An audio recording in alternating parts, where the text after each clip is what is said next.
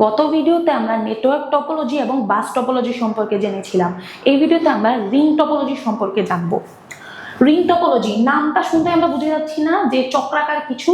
Ring topology হলো এমন একটি টপোলজি যেখানে সকল কম্পিউটার রিং আকারে বা চক্রাকারে সংযুক্ত থাকবে। যদি সংজ্ঞার দিকে বলতে যাই, এই টপোলজিতে কম্পিউটারগুলো চক্রাকারে যুক্ত থাকবে আর প্রত্যেকটা কম্পিউটার তার পাশের কম্পিউটারের সাথে যুক্ত থাকবে। ডেটা একটা নির্দিষ্ট দিকে প্রবাহিত হবে।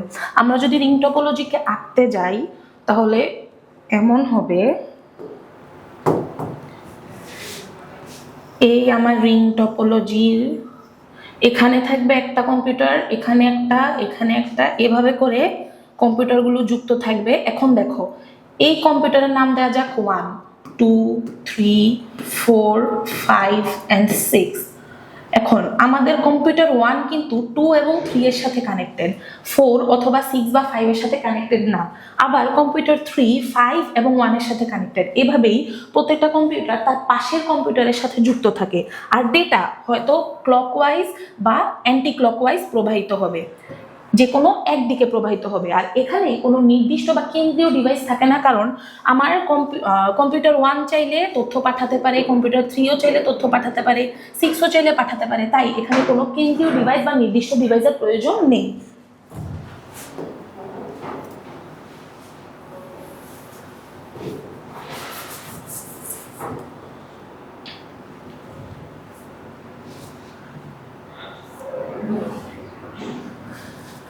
রিং টপোলজি কিভাবে কাজ করে? প্রত্যেকটা কম্পিউটার ডেটা গ্রহণ করে। এই যে যেমন এখানে একটি রিং টপোলজির উদাহরণ দেওয়া হলো।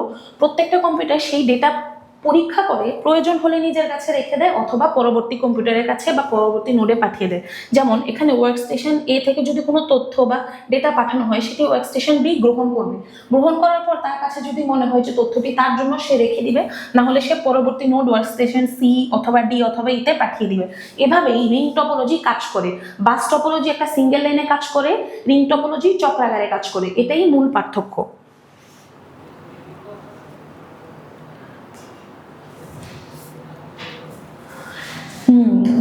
রিং টপোলজির কিছু সুবিধা: প্রত্যেকটা কম্পিউটার ডেটা আদান প্রদানের সময় সমান সুযোগ পায়, ডেটা সংঘর্ষণের সম্ভাবনা কম। যেহেতু এখানে একটা করে চেক হয় এবং একটা চক্রাকারে একটা দিকেই প্রবাহিত হয়, তাই এখানে ডেটা কোলিশনটা একটু কম হয়। প্রতিটি কম্পিউটার সমানভাবে নেটওয়ার্কে অংশগ্রহণ করে।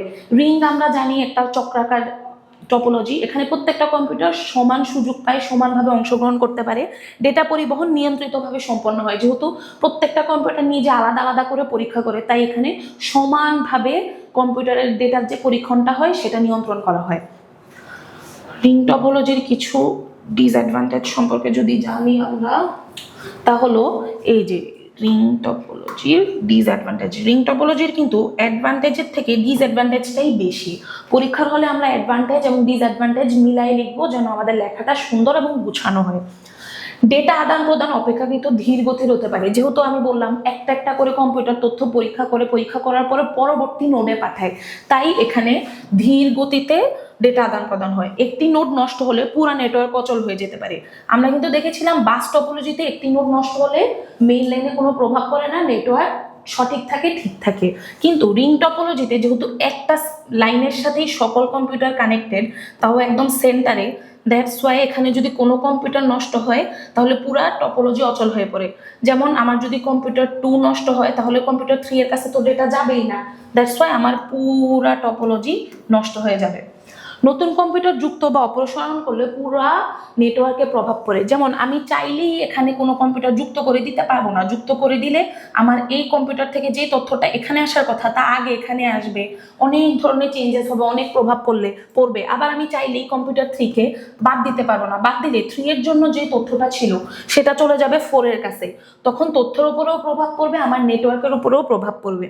কম্পিউটারের সংখ্যা বাড়লে ডেটা ট্রান্সমিশন সময় বৃদ্ধি পায়। এটা সকল টপোলজির ক্ষেত্রেই, যে যত বেশি কম্পিউটার, যত বেশি ডিভাইস, আমার তত বেশি ট্রাফিক হবে, তত বেশি সময় লাগবে। ত্রুটি নিয়ন্ত্রণ ও মেরামত করা কঠিন। এখন একটা রিং টপোলজিতে যদি কোনো কম্পিউটার নষ্ট হয়ে যায়, আমরা সেটাকে বের করতে সময় লাগবে। কারণ কি, পরবর্তী কম্পিউটারের কাছে তথ্য যাবেই না, তথ্য স্টাক হয়ে থাকবে। এগুলো হচ্ছে রিং টপোলজির কিছু অসুবিধা। আমরা সুবিধা সম্পর্কেও জেনে নিয়েছি, পরবর্তী ভিডিওতে আমরা আরো জানবো।